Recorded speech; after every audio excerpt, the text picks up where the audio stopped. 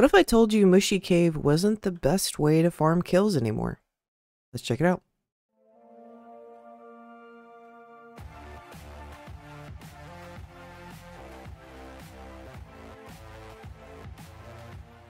Hey, Levians, it is Sister here. Hopefully you're having a great day. I am having a great day. We are back today in Sword Fighter Simulator because we're going to be going over Kill Quest and the new meta in order to farm it. So if you have not already, please make sure you smash the love like button, do the same subscribe button. I would greatly appreciate it, helps me out a lot. And let's get right on into it. So, Kill Quest. What am I talking about? So there is a quest that you get in Underworld that as you kill more and more enemies, you're able to increase your damage. Now, the meta currently has been to sit in Squishy Cave, or Mushy Cave, and basically, you get 3 kills, because you got 3 little mobs coming around here, and basically you'd sit here and just kill them over and over and over again, and it was a fairly decent rate.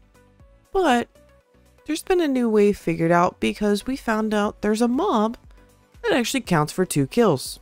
This mob in particular would be something that all zones have, and some zones even have 2 that stand pretty close next to each other, and that's the bosses. And you're like, sister, what? What are you talking about? Well, I'm going to show you a little footage right here. This is my lovely free-to-play account, and it is killing a regular enemy.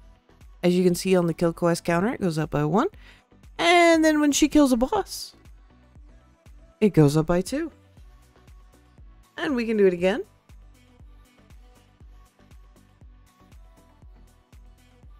So what does that mean for everyone? Well, what that particularly means is that instead of having to wait to get all the way to Mythic Mines in order to start working on your kill quest, we can start working on it even sooner. So there are several zones that have 2 bosses. Some have more. Some of the bosses spawn really close to each other. So I'm over here in Demon Hill. The 2 bosses over here routinely spawn very close to each other, and you can actually farm them both at the same time. Now, there are a few zones that do this as well. Dark Forest and Skull Cave, it's not always reliable that they'll get close to each other. Same thing with Polar Tundra. Ether City, they tend to walk very close to each other as they're just right here. So that's 4 points for me. Underworld, and Underworld's actually a really good spot to do this. 1, because you'll be in the quest location while you're farming. And 2, both of these bosses will drop a mount. So this is actually be a good place. They do both get really close to each other, so you should be able to farm pretty easily here.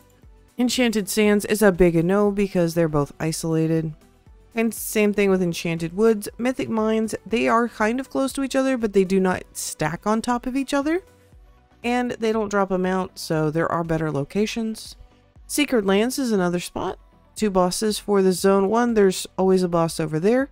And for this zone, the 2 of them usually walk very close to each other. So if you stand about here, they generally will get close to each other and you can farm them. This also goes for Marine Castle. They will get close to each other, so you are able to farm them. So what I'm going to do, let me go find a grouping that I want to go ahead and farm for the next little bit, and we can test to see how long this actually takes and what this rate is. Alright, so I'm going to run a little bit of an experiment. I'm going to go for, let's say, 10 minutes. And let's see where we can get. So it just switched over, so that'll actually work. I'll see y'all in 10 minutes and we can get a count.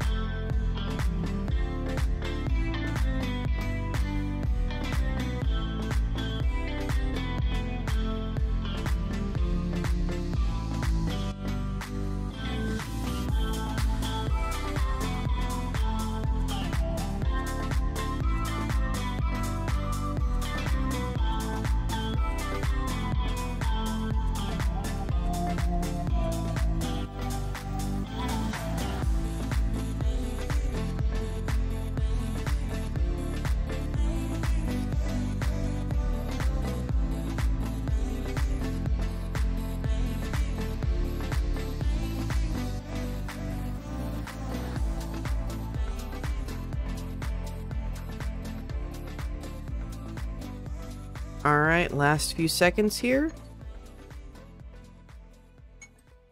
There we go. So, that was roughly about 210 minutes, which makes the hourly rate for this about 1.2k, which compared to the Mushy quest, the Mushies now are only giving about 900 an hour roughly. This is also due to the fact that Blood Moons are now more scheduled, so they're not as random, so they're not giving that higher amount anymore. Now, what does this mean for you? That means if you are choosing to AFK do the kill quest, sitting in between two bosses is going to be more beneficial to you.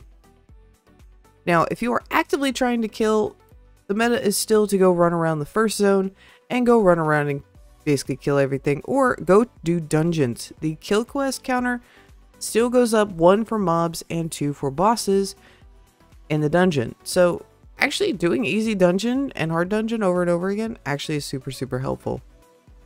I want to give a big shout out. I'm going to call them the question mark Discord, because basically it's a bunch of top players that are currently in Discord. They let me know about this, and after testing it out, I was like, this is kind of broken.